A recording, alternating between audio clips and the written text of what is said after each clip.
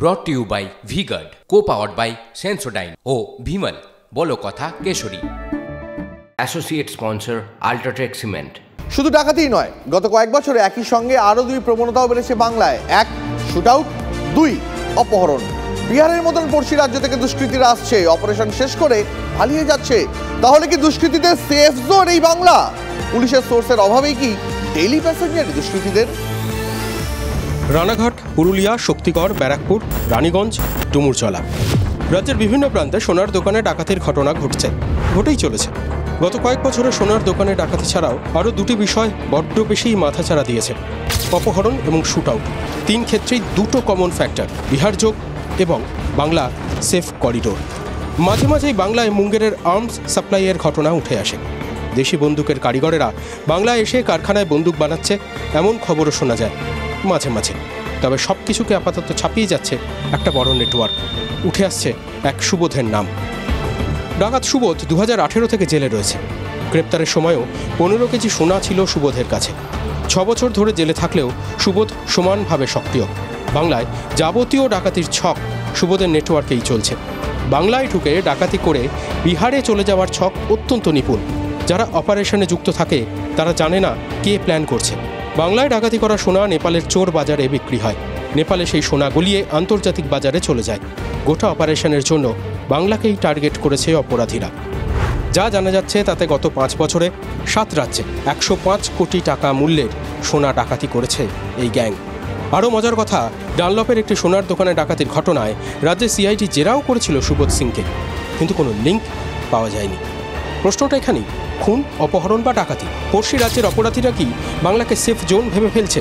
Intelligence এবং প্রশাসনের মধ্যে কোঅর্ডিনেশনের অভাবেই কি বাংলা ক্রমশ অপরাধীদের মুক্তাঞ্চল হয়ে উঠছে? প্রশ্ন নিরাপত্তার, উত্তর অবশ্য রাজনীতিরই মিলছে।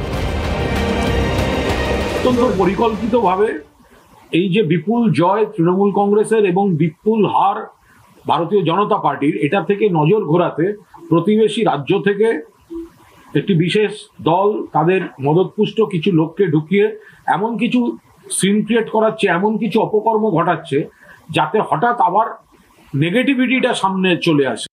আসি পরে খবরে। বাড়ছে অসহিষ্ণুতা, কমছে উর্দির প্রতি ভয়। চন্দননগরে হাসপাতালের মধ্যেই পিটিয়ে মেরে ফেলা হলো এক যুবককে। কারণ সামান্য চালক পথচারীর মধ্যে বচসা। কাঠগড়ায় পুলিশ। পুলিশকে ঘিরে একের পর এক প্রশ্ন। চুপ থাকতে হচ্ছে প্রশাসনকে। দেখুন।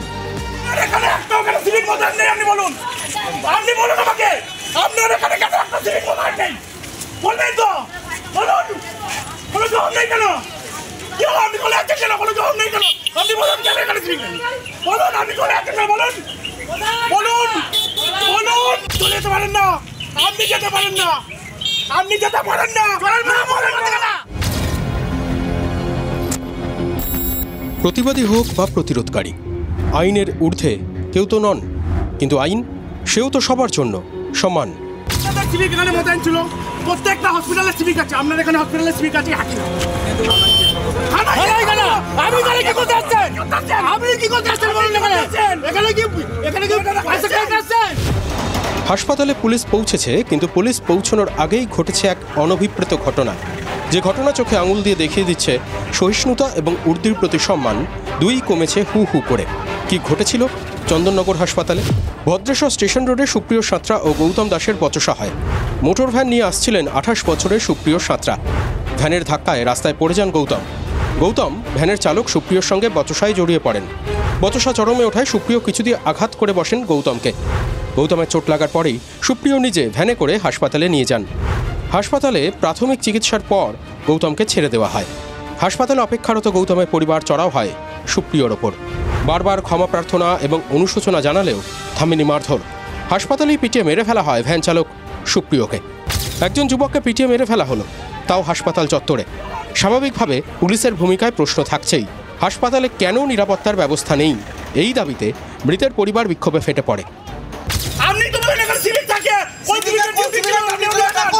আমাদের সুপার বহুবার অ্যাপ্লাই করছে, এটা আমাদের দপ্তরেরও ডিমান্ড। এখানে থাকা উচিত, একটা সিকিউরিটি গার্ড এখানে থাকা উচিত, সিভিক হোক, এখানে ওয়ান টাইম মধ্যে কনস্টেবল যে কোনোকে দেওয়া উচিত, কিন্তু সেগুলো আমরা পাই না। brought to you by V-Guard, co-powered by Sensodyne O Vimal বলো কথা Keshari. Associate sponsor, Ultratech Cement.